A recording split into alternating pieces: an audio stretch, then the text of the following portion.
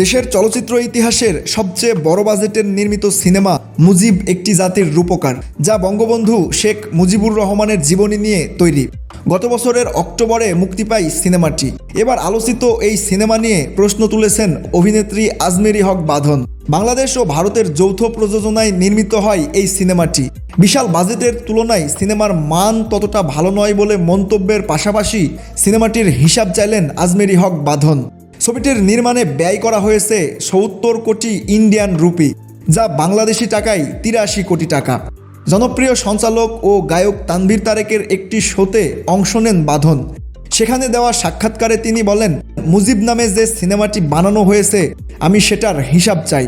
আমি দেখতে চাই বিশাল বাজেটের একটা সিনেমা কিভাবে এতটা খারাপভাবে বানানো যায়। সিনেমাটি মুক্তির পর থেকে নানা আলোচনা সমালোচনা হলেও এর মান নিয়ে কেউ কখনো প্রশ্ন তোলার সাহস পায়নি। এখন সাবেক সরকারের পতনের পর সব অঙ্গন নিয়ে যৌক্তিক প্রশ্ন তুলছেন সংশ্লিষ্টরা। মুজিব সিনেমার খরচ নিয়ে বাঁধন আরও বলেন, কোটি কোটি টাকা বাজেট নিয়ে কি যে একটা সিনেমা বানানো হয়েছে, সেই টাকাগুলো গেল কোথায়? আমি এর হিসেব তো দেখতে চাই।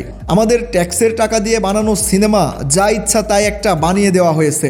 উল্লেখ্য, এই ছবিতে প্রধান চরিত্রে থাকা আরিফিন শুভ এবং ফজিলাতুন্নেসা মুজিবের চরিত্রে অভিনয় করা নুসরাত ইমরোজ তিশা পারিশ্রমিক হিসেবে নিয়েছেন মাত্র ১ টাকা।